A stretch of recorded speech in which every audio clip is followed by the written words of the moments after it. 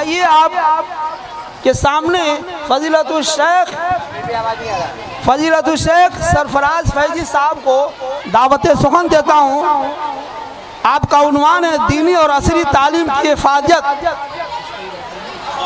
آپ سے مؤدبانہ گزارش کرتے ہیں کہ آپ آئیں اور اپنے خطابات سے عوام الناس کو مستفیض فرمائیں۔ السلام علیکم ورحمۃ اللہ وبرکاتہ۔ الحمدللہ رب العالمین والصلاة والسلام علی اشرف الانبیاء وسید المرسلین نبینا محمد وعلی آلہ وصحبہ اجمعین ومن تبعہم بإحسان الی یوم الدین۔ اعوذ باللہ السمیع العلیم من الشیطان الرجیم من ہمزہ ونفخہ ونفثہ۔ بسم اللہ الرحمن الرحیم۔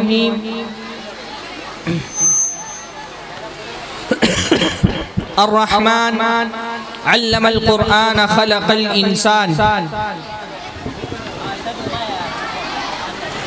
ہر قسم کی تعریف و توصیف، حمد اور ثنا، عظمت اور بزرگی، کبریائی اور بڑائی اللہ رب العزت کے لیے لائق اور زیبا ہے، جس کے فضل، احسان اور توفیق سے آج کی اس مجلس میں ہم جمع ہوئے ہیں۔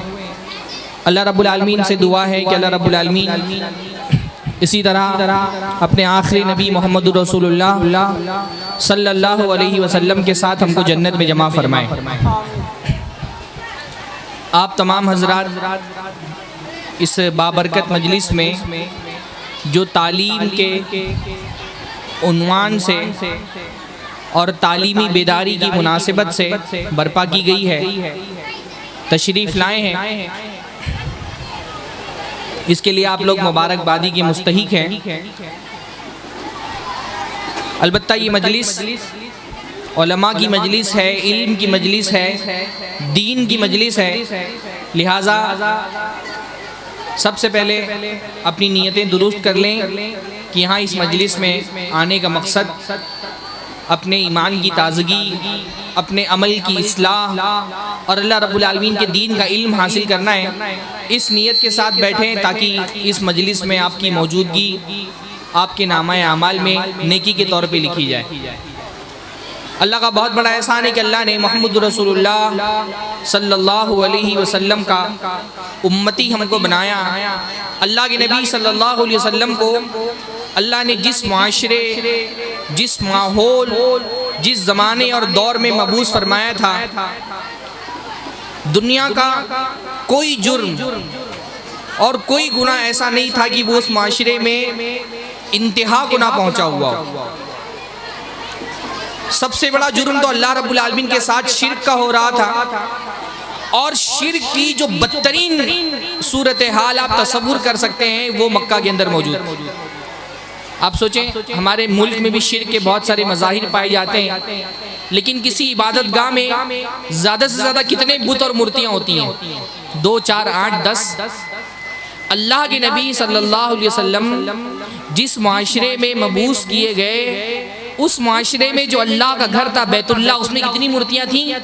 360 مورتیاں تھیں۔ کیا ایسے شرک کا آپ تصور کر سکتے ہیں؟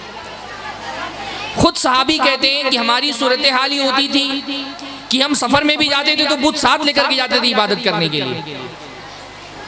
بت نہیں ہوتا تو کہیں راستے میں اترتے، کوئی پتھر دکھ جاتا اس کی پوجا کرتے، پتھر نہیں ہوتا تو ریت کے ذرات جمع کر لیتے، ان کو جمع کر کے ان کا ایک ٹیلا بناتے اور اس کی پوجا کرتے۔ کبھی ایسی صورتحال ہوتی کہ کھانے کے لیے جو ستو ساتھ میں لے جاتے تھے، اسی ستو کا ڈھیر بنا کر کے اس کی پوجا کر لیتے تھے، بھوک لگتی تھی تو وہی کھا بھی لیتے تھے۔ شرک کا یہ عالم تھا۔ قتل معمول کی بات، جنگیں ہوتی تھی تو نسلوں تک کی چلتی تھی، اور جنگوں میں تو فوجی مارے جاتے، وہاں تو صورتحال یہ تھی کہ بچی پیدا ہوتی تھی، زندہ اس کو دفنا دیا جاتا تھا قبر کے اندر۔ وہاں کے جو پجاری اور پروہت ہوتے تھے وہ بعض مرتبہ کہتے کہ جو بت ہے اس کے غصے کو ٹھنڈا کرنے کے لیے اپنے بچے کی قربانی دینی پڑے گی، تو انسان اپنے بچے کی قربانی دیتا تھا۔ کبھی ایسا ہوتا تھا کہ غربت کی وجہ سے آدمی کو یہ لگتا تھا کہ بچہ پیدا ہو گیا ہے، میں اس کو کھلا پلا نہیں سکوں گا، تو اس کو قتل کر دیتا۔ یہ قتل کا معاملہ تھا. زنا بدترین قسم کے درجے پہ پہنچا ہوا تھا. ظلم، چوری، ڈاکہ زنی عام تھی. بے غیرتی کی یہ انتہا تھی کہ آدمی اپنی بیوی کو بہادر لوگوں کے پاس بھیجتا تھا بدکاری کرانے کے لیے تاکہ بچہ میرا بہادر پیدا ہو. دنیا کی کون سی دنیا کا ایسا جرم تھا اور دنیا کی کون سی ایسی برائی تھی جو ان لوگوں کے اندر نہیں پائی جاتی. اس کے باوجود اللہ کے نبی صلی اللہ علیہ وسلم جب بھیجے گئے دنیا کے اندر تو اس دور کو جو اللہ کے نبی صلی اللہ علیہ وسلم کے پہلے کا دور تھا اس کو شرک کا دور نہیں کہا, اس کو کفر کا دور نہیں کہا گیا, اس کو بے غیرتی کا دور نہیں کہا گیا, اس کو زنا کا دور نہیں کہا گیا, اس کو کفر کا زمانہ نہیں کہا گیا, اس کو بزدلی کا زمانہ نہیں کہا گیا. حالانکہ بزدلی کا یہ عالم تھا کہ کعبہ پر جب حملہ ہونے والا تھا تو مکہ کے لوگ کعبہ چھوڑ کر کے چلے گئے تھے کہ جس کا گھر ہے وہ بچائے گا. اتنی ساری خامیاں, اتنے سارے عیوب, اتنی ساری برائیاں, اتنے سارے جرائم, اتنے سارے گناہ اس معاشرے کے اندر پائے جاتے تھے, اس زمانے میں پائے جاتے تھے, اس دور میں پائے جاتے تھے. اس کے باوجود اس دور کو اللہ کے نبی صلی اللہ علیہ وسلم نے, اللہ کے نبی صلی اللہ علیہ وسلم کے صحابہ نے کون سا دور قرار دیا؟ اس کو کیا نام دیا گیا؟ زمانے جاہلیت. اس کو زمانے کفر نہیں کہا گیا, زمانے شرک نہیں کہا گیا, زمانے غیبت نہیں کہا گیا, زمانے زنا نہیں کہا گیا, زمانے سرقہ نہیں کہا گیا. کیا کہا گیا؟ زمانے جاہلیت, دور جاہلیت. آپ صحابہ کرام کی زبان سے سنیں گے کن فی الجاہلیت کذا و کذا, ہم جاہلیت کے زمانے میں ایسا ایسا کرتے تھے. پتہ یہ چلا کہ ساری برائیوں کی جو جڑ ہے وہ کیا ہے؟ جاہلیت. جہاں جاہلیت ہوگی وہاں کفر بھی ہوگا, جہاں جاہلیت ہوگی وہاں شرک بھی ہوگا, جہاں جاہلیت ہوگی وہاں زنا ہوگا, جہاں جاہلیت ہوگی وہاں قتل ہوگا, جہاں جاہلیت ہوگی وہاں ظلم ہوگا, غیبت ہوگی, چوری ہوگی, لوگوں کی نہ جان محفوظ ہوگی, لوگوں کا نہ مال محفوظ ہوگا, نہ ان کا عقیدہ محفوظ ہوگا, نہ ان کا دین محفوظ ہوگا, نہ ان کی عزتیں محفوظ ہوں گی. تو سب سے بڑا گناہ, سب سے عظیم ترین برائی جاہلیت کی برائی ہے. یہ علم کی مجلس ہے, تعلیم کی مجلس ہے, اور علم کیا ہے؟ یہ جاہلیت کی ضد ہے. اللہ کے نبی صلی اللہ علیہ وسلم اس دنیا میں آئے علم پھیلانے کے لیے, جاہلیت کو ختم کرنے کے لیے. اسی لیے اللہ کے نبی صلی اللہ علیہ وسلم نے فرمایا انما بعثت معلما, میں معلم بنا کر کے بھیجا گیا ہوں. دنیا میں میری حیثیت استاذ کی ہے, میں علم سکھانے کے لیے بھیجا گیا ہوں, میں علم لے کر کے آیا ہوں, علم دینے کے لیے آیا ہوں. اللہ کے نبی کو اللہ تعالیٰ سے کیا ملا؟ کیا دیا اللہ رب العالمین نے اللہ کے نبی کو؟ وَعَلَّمَكَ مَا لَمْ تَكُنْ تَعْلَمْ. اے اللہ کے رسول, اللہ نے آپ کو ان چیزوں کا علم دیا ہے جن کا علم آپ کے پاس نہیں تھا. اور اللہ کے نبی نے صحابہ کو کیا دیا؟ لقد من اللہ علی المؤمنین اذ بعث فیہم رسولا من انفسہم یتلو علیہم آیاتہ ویزکیہم ویعلمہم الکتاب والحکمہ. اللہ نے فرمایا کہ ہم نے نبی بھیجا ہے, نبی کا کام کیا ہے؟ اللہ کا کلام تلاوت کر دینا, لوگوں کی تربیت اور تزکیہ کرنا, لوگوں کو قرآن کا علم دینا اور حکمت کا علم دینا. اللہ کے نبی صلی اللہ علیہ وسلم علم دے کر کے گئے دنیا میں, اور یہ جو علم کا سلسلہ آج ہم تک پہنچا ہے یہ اللہ کے نبی صلی اللہ علیہ وسلم کا چھوڑا ہوا علم ہے. اس لیے اللہ کے نبی صلی اللہ علیہ وسلم نے فرمایا کہ میں دنیا میں جو مال و دولت چھوڑ کر کے جا رہا ہوں یہ میری میراث نہیں ہے, یہ تو صدقہ ہے. نحن معاشر الانبیاء لا نورث, ہم انبیاء کی جماعت کسی کو اپنا وارث نہیں بناتے, مال کا وارث نہیں بناتے. مال تو جو ہم چھوڑ دیتے ہیں وہ کیا ہوتا ہے؟ صدقہ ہوتا ہے. اصل وراثت جو ہم نے دنیا میں چھوڑی وہ کیا ہے؟ علم کی وراثت. وہ جہالت کا دور تھا, جہالت کا اندھیرا تھا، جب اللہ کے نبی صلی اللہ علیہ وسلم علم کا سورج بن کر کے طلوع ہوئے، اللہ کا کلام آسمان سے نازل ہوا اور اس نے جہالت کی تاریکیوں کو ختم کرنا شروع کیا، تو سب سے پہلا لفظ کون سا نازل ہوا؟ 6 سال کا عرصہ تھا اللہ کے نبی صلی اللہ علیہ وسلم اور حضرت عیسیٰ کے درمیان میں، اور اس 600 سال عرصے میں اللہ رب العالمین نے 600 سال بعد جب عالم انسانیت سے خطاب کیا تو سب سے پہلا حکم کیا دیا؟ اقرا، پڑھو۔ جہالت کا دور ہے نا، جہالت کا خاتمہ کیسے ہوتا ہے؟ پڑھنے سے ہوتا ہے۔ اقرا، پڑھو، لیکن یہ پڑھنا کافی نہیں ہے۔ ایسا علم انسان کو شعور نہیں بخش سکتا، اس کے دماغ کی تاریکیوں کو اجالوں میں تبدیل نہیں کر سکتا جو خالص مادیت کا علم ہو، خالص دنیا کا علم ہو، جب تک کہ اس کو اپنے خالق کا علم نہ ہو۔ اقرا بسم ربک الذی خلق، اپنے رب کے نام سے پڑھو جس نے پیدا کیا ہے۔ یہ جو پہلی آیت نازل ہوئی، اس پہلی آیت نے یہ تصور واضح کر دیا کہ جس علم کی اللہ رب العالمین کی نظر میں اہمیت ہے وہ کون سا علم ہے؟ جو علم آپ کو خالق تک لے کر کے جاتا ہے، وہ علم جو آپ کو خالق کے قریب کرتا ہے۔ اس لیے آپ دیکھیے کہ یہ جو پورا مسلمانوں کا، حکومت کا تعلیمی دور ہے، مسلمانوں کا پورا خلافتی دور ہے، نبوت کا دور ہے، اس میں علم کی تقسیم دنیاوی اور دینی اعتبار سے نہیں کی گئی کہ یہ دینی علم ہوتا ہے اور یہ دنیاوی علم ہوتا ہے۔ یہ تقسیم آپ کو نہ سلف میں ملے گی، نہ بعد کے زمانے میں آنے والی مسلم ریاستوں میں ملیں گی، نہ خود اللہ کے نبی صلی اللہ علیہ وسلم کے یہاں تعلیم کی اس طرح کی تقسیم تھی کہ یہ دنیاوی تعلیم ہے اور یہ دینی تعلیم۔ اللہ کے نبی صلی اللہ علیہ وسلم نے تعلیم کی 2 تقسیمات بتائیں۔ 2 طرح کی تعلیم ہوتی ہے، یا تو علم نافع ہوتا ہے یا تو علم غیر نافع ہوتا ہے، یا تو وہ فائدہ دینے والا ہوتا ہے یا تو فائدہ دینے والا نہیں ہوتا۔ اور اللہ کے نبی صلی اللہ علیہ وسلم نے ہم کو جو دعا سکھائی ہے وہ کیا ہے کہ ہم اللہ رب العالمین سے نفع بخش علم مانگے۔ اللہم انی اسألک علما نافعا، اے اللہ تعالیٰ میں تجھ سے نفع بخش علم طلب کرتا ہوں، ایسا علم جو مجھ کو فائدہ پہنچانے والا ہو، وہ شریعت کا علم ہو یا دنیا کا علم ہو، وہ علم اگر مجھ کو فائدہ پہنچانے والا ہے تو وہ مجھ سے تجھ سے طلب کرتا ہوں۔ اللہم انی اعوذ بک من علم لا ینفع، اے اللہ میں ایسے علم سے تیری پناہ چاہتا ہوں جو نفع نہیں پہنچائے، جو نقصان دہ ہو۔ تو علم اصل میں یا تو فائدے مند ہوتا ہے یا تو نقصان دہ ہوتا ہے۔ باقی رہا کہ اللہ کے نبی صلی اللہ علیہ وسلم جب اس دنیا میں تشریف لائے، آج لوگ رائٹ ٹو ایجوکیشن کی بات کرتے ہیں کہ ہر بچے کو تعلیم کا حق ہونا چاہیے، ہر انسان کو تعلیم کا حق ہونا چاہیے، سرو شکشا ابھیان کی بات کرتے ہیں۔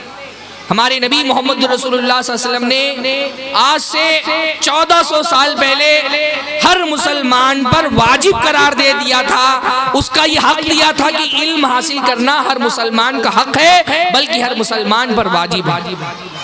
طلب العلم فریضۃ علی کل مسلم، علم کا حاصل کرنا ہر مسلمان پر فرض ہے۔ وہ علم جو اس کی دین اور دنیا کو سدھارنے والا ہو، اس کا علم حاصل کرنا ہر مسلمان پر فرض ہے۔ دین کا بھی علم حاصل کرنا، دنیا کا بھی علم حاصل کرنا۔ اللہ کے نبی نے پہلے بتا دیا، اس لیے بعض عیسائی مورخین نے جب مسلمان ریاستوں کا دورہ کیا تو انہوں نے بتایا کہ 14 سال کے بعد کا کوئی مسلمان مرد اور کوئی مسلمان عورت ایسی نہیں ملتی، کوئی مسلمان لڑکا لڑکی ایسا نہیں ملتی جس کو پڑھنا لکھنا نہ آتا۔ یہ مسلمان ریاستوں کا حال تھا۔ خدا آپ سوچئے اللہ کے نبی صلی اللہ علیہ وسلم کا تعلیم کا تصور کیسا تھا کہ اللہ کے نبی صلی اللہ علیہ وسلم نے جو پہلی جنگ لڑی، بدر کی جنگ، اور بدر کی جنگ میں جب قیدی بنا کر کے لوگ لائے گئے تو اللہ کے نبی صلی اللہ علیہ وسلم نے صحابہ کرام سے مشورہ کیا کہ ان قیدیوں کا کیا کیا جائے۔ بعض لوگوں نے کہا سب کو قتل کر دیا جائے، رشتہ داروں کو دے دیں، جس رشتہ دار کا قیدی مہاجر ہے اس کو دے دیں، اپنے رشتہ دار قیدی کو وہ قتل کر دیں تاکہ امتحان ہو جائے کہ یہ مہاجر کتنا ان کو اپنا ایمان عزیز ہے یا اپنے رشتہ دار عزیز ہے۔ بعض صحابہ کرام نے کہا کہ ان کو فری میں چھوڑ دیا جائے بغیر کچھ لیے دیے، بعض صحابہ کرام نے کہا کہ ان کا فدیہ متعین کر دیا جائے اور مکہ والوں سے کچھ پیسہ لے کر کے ان کو آزاد کر دیا جائے۔ اللہ کے نبی صلی اللہ علیہ وسلم نے آخری مشورہ اور تجویز قبول کی اور اللہ کے نبی صلی اللہ علیہ وسلم نے تقریباً 80,000 دینار یا درہم طے کر دیے کہ اتنے میں ایک قیدی کو آزاد کیا جائے گا۔ بعض قیدی ایسے بھی تھے جن کے پاس فدیے میں ادا کرنے کے لیے رقم نہیں تھی، تو اللہ کے نبی صلی اللہ علیہ وسلم نے ان کا فدیہ کیا طے کیا؟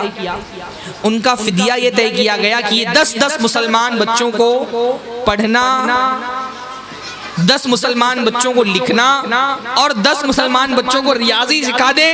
10 مسلمان بچے پڑھنا لکھنا اور ریاضی سیکھ جائے تو ان کو آزاد کر دیا جائے گا۔ آپ سوچئے اللہ کے نبی صلی اللہ علیہ وسلم کی نظر میں بچوں کی تعلیم کی کتنی اہمیت تھی کہ اللہ کے نبی صلی اللہ علیہ وسلم نے ان قیدیوں کی آزادی کے لیے کیا شرط رکھی؟ علم کی شرط رکھی۔ اور ظاہر سی بات ہے یہ کافر جو لوگ تھے کیا یہ مسلمان بچوں کو قرآن پڑھاتے تھے؟ مسلمان بچوں کو عقیدہ پڑھاتے تھے؟ مسلمان بچوں کو حدیثیں پڑھاتے تھے؟ یہ وضو اور نماز کا طریقہ بتاتے تھے؟ نہیں۔ یہ کافر کون سی تعلیم دیتے تھے مسلمان بچوں کو؟ دنیا کی تعلیم، دنیاوی تعلیم۔ دنیاوی تعلیم، اس کا اصل حکم یہ ہے کہ دنیاوی تعلیم اتنی حاصل کرنا جو ہماری زندگی کے لیے ضروری ہے، اتنی تعلیم حاصل کرنا واجب ہے۔ ایک دائی ہے اس کے لیے اتنی دنیاوی تعلیم حاصل کرنا واجب ہے جتنے کے ذریعے سے وہ اپنی دعوت کا کام سر انجام دے سکے۔ اسی طرح آپ دیکھیے ہمارے دین کے اندر علم کی کتنی اہمیت ہے، بلکہ میں تو یہ کہتا ہوں کہ اگر علم کی فضیلت میں کوئی بات اور کوئی واقعہ بیان نہ کروں، میں صرف اتنی بات آپ سے بتا دوں کہ علم یہ اللہ تعالیٰ کی صفت ہے۔ اللہ تعالیٰ کی جو بہت ساری صفات ہیں اس میں سے ایک صفت کیا ہے؟ اللہ تعالیٰ علیم ہے، علم والا ہے۔ اللہ رب العالمین نے اپنی عظمت جب اپنے بندوں کے سامنے بیان کی تو جو اپنی صفات جن کا اللہ نے ذکر کیا ان میں سے ایک صفت کیا ہے؟ علم کی صفت۔ اللہ علم والا ہے، اللہ علم والوں کو پسند کرتا ہے، علم والے اللہ کو جانتے ہیں، اللہ تعالیٰ علم والوں کو محبوب رکھتا ہے۔ ایک بندہ جب دنیا میں غور و فکر کرتا ہے تو اس کو اللہ رب العالمین کی محبت، اللہ رب العالمین پر اس کا ایمان، اللہ تعالیٰ سے اس کی خشیت اور بڑھ جاتی ہے۔ اس لیے اللہ تعالیٰ نے کیا فرمایا؟ انما یخشی اللہ من عبادہ العلماء، کہ اللہ کے بندوں میں اللہ سے سب سے زیادہ ڈرنے والے علماء ہوتے ہیں، علم والے ہوتے ہیں۔ وہ علم قرآن و سنت کا بھی ہوتا ہے کہ بندہ جب قرآن و سنت کا علم حاصل کرتا ہے تو اس کو اللہ کی عظمت، اللہ کی بزرگی، اللہ کی برتری، اللہ رب العالمین کے کمالات، اس کی قدرت کی نشانیوں کا علم ہوتا ہے اور اس سے اللہ کی خشیت اس کے دل میں جاگتی ہے۔ اسی طرح سے جس کو ہم سائنس کا علم کہتے ہیں، یہ سائنس کا علم کیا ہے؟ یہ اللہ کی کائنات میں غور و فکر کا نام ہے، تفکر و تدبر کا نام ہے۔ اللہ رب العالمین کی اس کائنات میں جو بے شمار نشانیاں ہیں ان میں غور و فکر کرنے کا نام ہے۔ اور جب ان نشانیوں میں بندہ غور و فکر کرتا ہے تو جب دل کے اندر ایمان کی کیفیت ہوتی ہے تو یہ نشانیاں اس کی ایمان کو بڑھا دیتی ہیں۔ ایک ایمان والا بندہ وہ تو چھوٹی چھوٹی چیزوں کو دیکھ کر کے اللہ کو یاد کرتا ہے نا، اس کو تو چھوٹی سی چیز اگر کوئی دکھ جائے اور اس میں غور و فکر کریں، اس کائنات کی چھوٹی سی چیز میں بھی آپ غور کریں گے تو آپ کو اللہ کی عظمت سمجھ میں آئے گی۔ اس لیے قرآن مجید کیا کہتا ہے؟ قرآن مجید بہت سختی کے ساتھ بہت سارے مقامات پر اپنے بندوں کو اللہ رب العالمین نے قرآن مجید میں حکم دیا کہ تم کائنات میں غور و فکر کرو، چھوٹی چھوٹی چیزوں کو دیکھو۔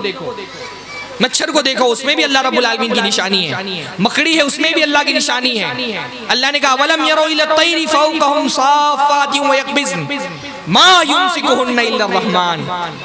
اللہ نے فرمایا کہ آپ پرندوں پہ غور کرتے، پرندے یہ آسمان میں اڑ رہے ہیں، زمین کے اندر گریوٹی ہے، قوت کشش ہے، اس قوت کشش کا مقابلہ کر کے یہ پرندے کیسے آسمان میں اڑ رہے ہیں؟ اور کون ہے جس نے ان پرندوں کو دنیا کی اس فزکس کے اندر یہ طاقت دی ہے کہ یہ زمین کی گریوٹی کو توڑ کر کے آسمان میں اڑ سکتے ہیں؟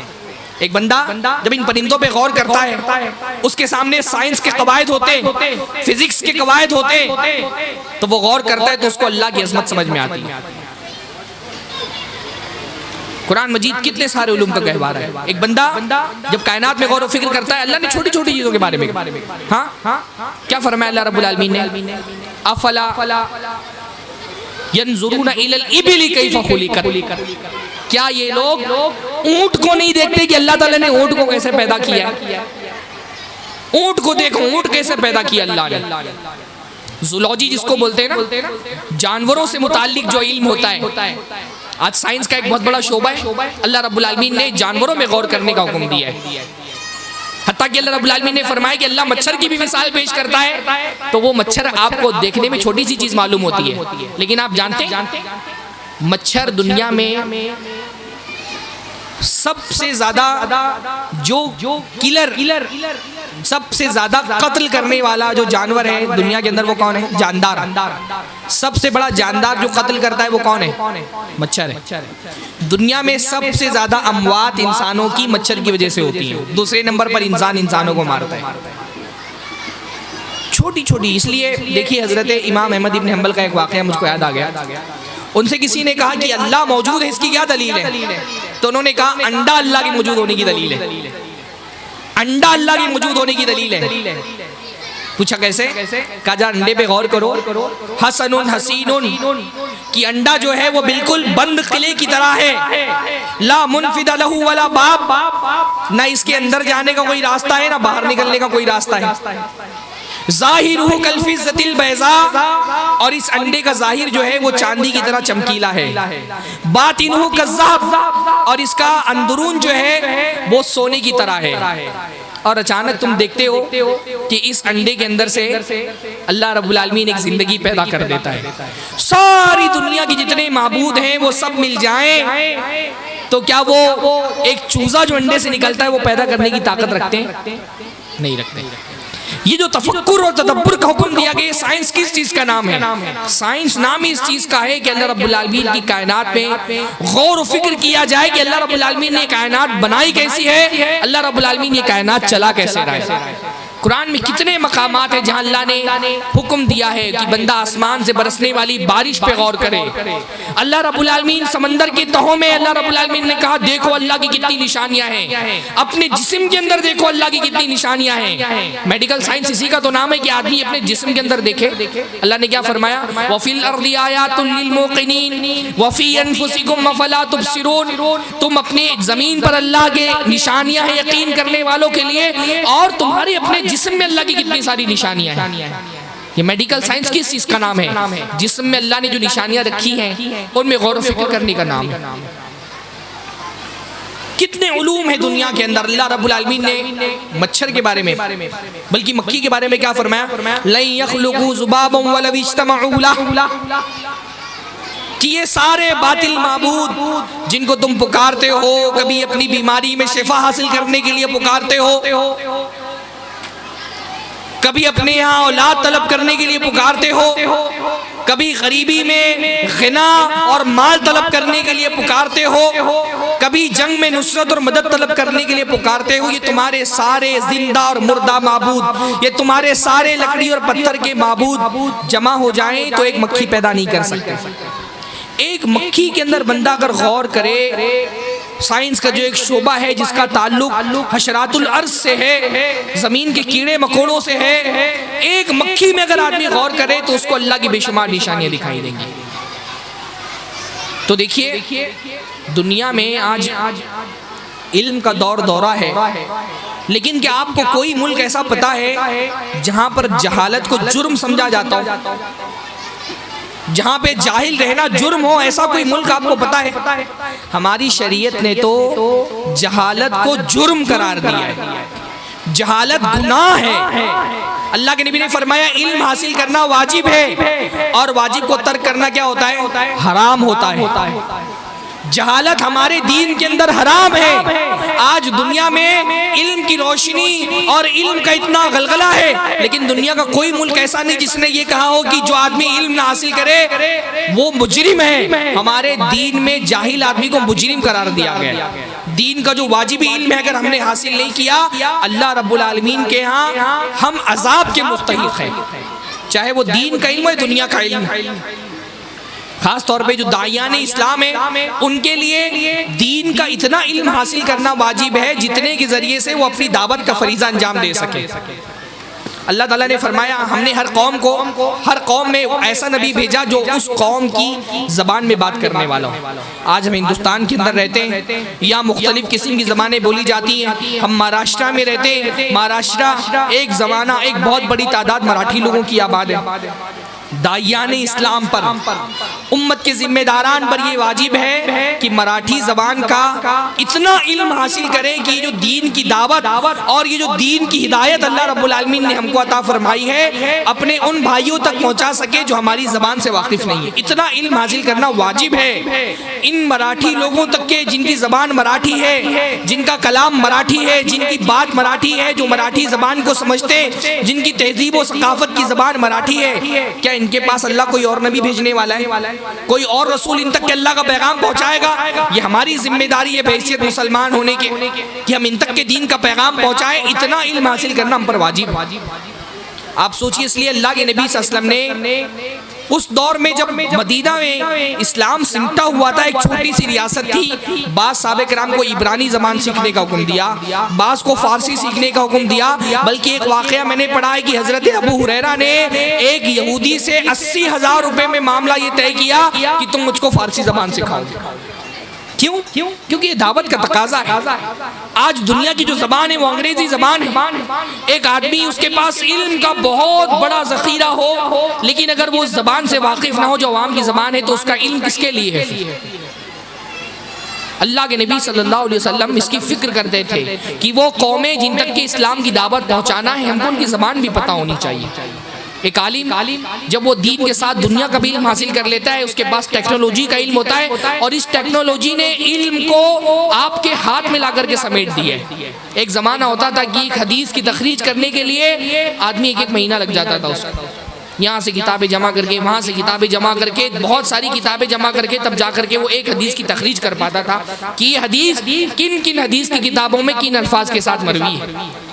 آج ٹیکنالوجی کی ترقی نے اتنی آسانی پیدا کر دی کہ میں یہیں پر بیٹھ کر کے اپنے موبائل سے ایک حدیث ٹائپ کرتا ہوں اور اس کی ساری سندیں، سارے روات اور ساری وہ حدیث کی کن کن کتابوں میں کن الفاظ کے ساتھ موجود ہے میری موبائل کی اسکرین پر آ جاتی ہے۔ یہ اللہ تعالیٰ کی طرف سے سہولت اور آسانیاں ہیں۔ آپ دیکھ رہے ہیں کہ اس زمانے میں بڑے بڑے علماء اس ٹیکنالوجی کا استعمال کر کے علم و تحقیق کے کام کو آگے بڑھا رہے ہیں، اور اس کو ایڈوپٹ کر لینا، اس ٹیکنالوجی کا استعمال کرنا شریعت کے اندر ممنوع نہیں ہے۔ شریعت ہر خیر کی بات جو آپ کو کہیں سے ملتی ہے اس کو حاصل کرنے کا اور اس کو استعمال کرنے کی آپ کو اجازت دیتا ہے۔ تو ہمارا دین علم والا دین ہے۔ اللہ کے نبی صلی اللہ علیہ وسلم علم لے کر کے دنیا میں آئے، علم دینے کے لیے آئے۔ اللہ نے قرآن مجید کی جو پہلی آیت نازل کی اس میں پڑھنے کا حکم دیا۔ جو سب سے بڑا احسان اللہ تعالیٰ نے جتایا وہ کیا تھا؟ اقرا وربک الاکرم الذی علم بالقلم، پڑھیے اس رب کے نام سے جو بڑا کرم کرنے والا ہے، اور اس کا سب سے بڑا کرم یہ کہ اس نے قلم کا علم دیا۔ یہ قلم ہماری طاقت ہے، یہ کتاب ہماری طاقت ہے۔ اس دنیا کے سب سے بڑے متاثر کن لوگ اور انسانی تاریخ پر سب سے زیادہ اثر ڈالنے والے لوگ کون ہیں؟ جنہوں نے قلم اور کتاب کو اپنی زندگی کا حصہ بنایا۔ آج یورپ ہم سے 300 سال آگے ہے ترقی میں۔ کیوں آگے ہے؟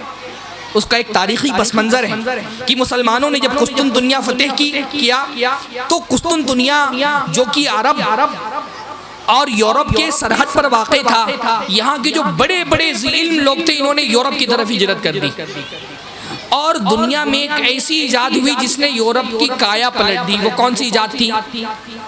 کون سی ایجاد تھی؟ وہ چھاپا کھانے کی ایجاد۔ کتابیں شائع کرنے کے لیے جو چھاپا کھانا ایجاد کیا گیا، یہ سب سے بڑی ایجاد تھی۔ انسانی دنیا پر جو بہت بڑا اثر ڈالا وہ اس چھاپا کھانے کی ایجاد نے ڈالا۔ 300 سال تک کے یورپ میں چھاپا کھانے سے کتابیں چھپتی رہیں، وہاں کے لوگ پڑھتے رہے، وہاں کی درسگاہیں قائم رہیں، حتیٰ کہ مسلمانوں کی کتابیں وہاں پر شائع کی گئی، پڑھائی گئی۔ وہ علوم جو مسلمانوں نے مدون کیے تھے وہ وہاں پر پڑھائے گئے۔ علامہ اقبال کہتے ہیں کہ کتابیں اپنے آبا کی، انہیں دیکھو جو یورپ میں تو دل ہوتا ہے سپارہ۔ یہ 300 سال تک کے چھاپا کھانا عالم اسلام میں نہیں آیا، یورپ نے اس سے فائدہ اٹھایا، اور یہی 300 سال کا فاصلہ آج بھی ہمارے اور ان کے درمیان میں موجود ہے۔ یہ امت جو امت کتاب تھی، یہ امت جو امت قلم تھی، ہم نے قلم اور کتاب سے اپنا رشتہ توڑ لیا، اس کی سزا ہے جو ہم بھگت رہے ہیں۔ یہ ذلت جو ہم پر طاری ہے، یہ علم سے دور ہو جانے کی سزا ہے۔ اللہ تعالی ہم سب کو ذلت کے اس دور سے نکالے، جہالت کے اس دور سے نکالے۔ ہمارے وہ احباب جنہوں نے یہ اسکول قائم کیا ہے، جن کی نگرانی میں یہ اسکول چل رہا ہے، اللہ تعالیٰ ان کو توفیق دے کہ جو معیاری علم ہوتا ہے وہ ہماری قوم کے بچوں تک پہنچا سکیں، ان کو صحیح مسلمان بھی بنائیں اور صحیح علم والا بھی بنائیں۔ دیکھیے ایک بندے کے پاس اگر اسلام کی اور ایمان کی دولت نہیں ہے، اس کا نام صرف مسلمانوں جیسا ہے، وہ ڈاکٹر بن جائے، وہ انجینئر بن جائے، وہ بڑا سے بڑا سائنسدان بن جائے، اس کا علم والا ہونا ہم کو قطعاً فائدہ نہیں پہنچائے گا۔ میں آپ کے انہی علاقوں کی بات کر رہا ہوں، انہی علاقوں میں کتنی ساری مسلمان لڑکیاں ہیں، علم کے نام پر وہ کالجز میں جاتی ہیں، اسکولوں میں جاتی ہیں، کسی کافر لڑکے کے ساتھ بھاگ کر کے مرتد ہو جاتی ہیں۔ آپ بہت سارا علم دے دیں لیکن اگر ان کا ایمان مضبوط نہ کریں، ان کا عقیدہ مضبوط نہ کریں، ان کا منہج مضبوط نہ کریں، تو ایسے علم والے الٹا ہمارے دشمن ہو جاتے ہیں۔ آج ٹی وی پر بیٹھ کر کے پردے کے خلاف، اسلام کے خلاف، توحید کے خلاف، دین کے خلاف، اسلام جیسا نام، مسلمانوں جیسا نام رکھنے والے لوگ بول رہے ہیں۔ اگر ہم نے علم والوں کی ایسی جماعت پیدا کر دی جن کا عقیدہ اور منہج صحیح نہیں ہے، تو یہ علم حاصل کر کے الٹا ہمارے خلاف ہو جانے والے ہیں۔ تو ایسے تعلیمی ادارے حوصلہ افزائی کے مستحق ہیں، تعاون کے مستحق ہیں، جو دنیا کا علم بھی اپنے بچوں کو دے رہے ہیں، تو دین کی سمجھ، دین کا فہم، ایمان کی سمجھ، عقیدے کی سمجھ کے ساتھ دنیا کا علم دے رہے ہیں۔ یہ دنیا کا علم اگر ایمان اور عقیدے کے فہم کے ساتھ نہ آئے تو آدمی نیتا بنے گا تو کرپٹ بن جائے گا، وکیل بنے گا تو جھوٹ بولے گا، ڈاکٹر بن جائے گا تو لوگوں کی کڈنیاں اور گردے بیچ کر کے کھائے گا۔